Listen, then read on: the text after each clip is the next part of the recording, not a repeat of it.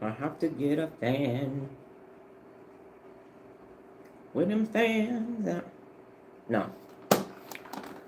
Song lyrics. I tell you.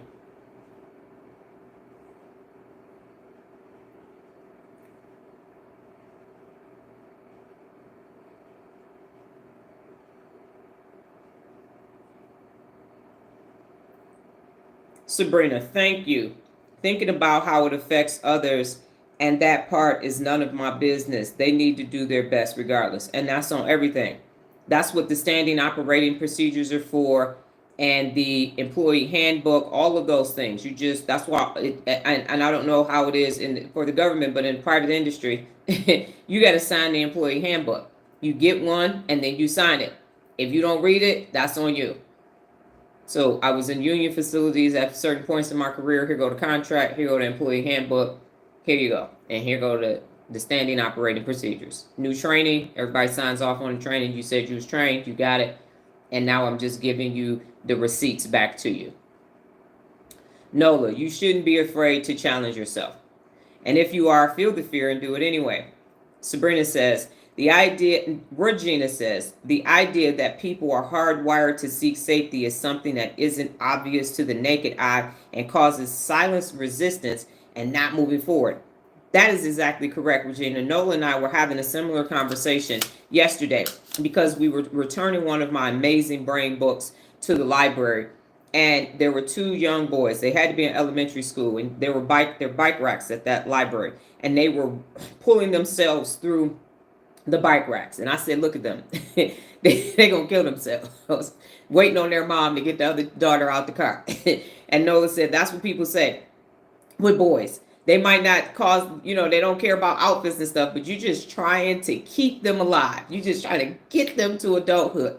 And then I told her this, and I don't know if I've said this on a live before, but it's worth repeating.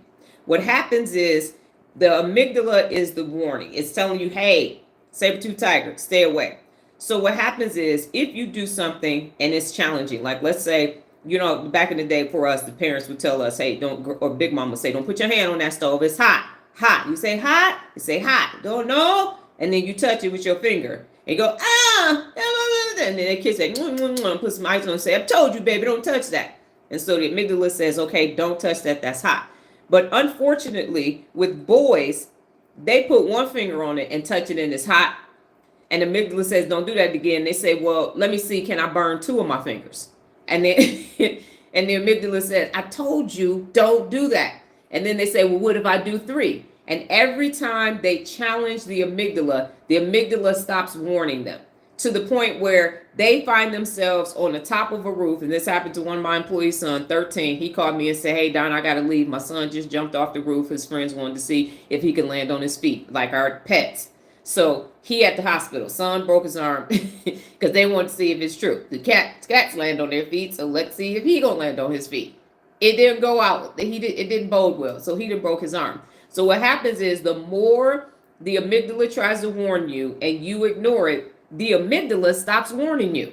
And that's why they are like thrill seekers. Jackass was so popular because the part of saying danger, danger, danger is gone. So they actually don't have the inhibition control in their executive function to say, don't do that, don't say that. It's gone. That neural pathway is no longer wired. So for those of you who have sons and have spent many a time in urgent care and everywhere else and discipline them and saying, why you do that? Why you flip over that? Why you trying to do that? That is what happens.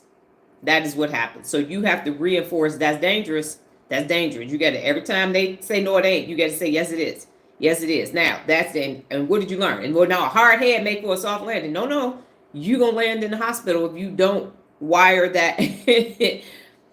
Yes, exactly. So, but it was neurological. So to your point, Regina, it was neurological and you didn't know it. They didn't know it. And now that you do know it, if you can catch him or bring him back. Because the good thing about the brain is it's plastic and you can create that neural pathway.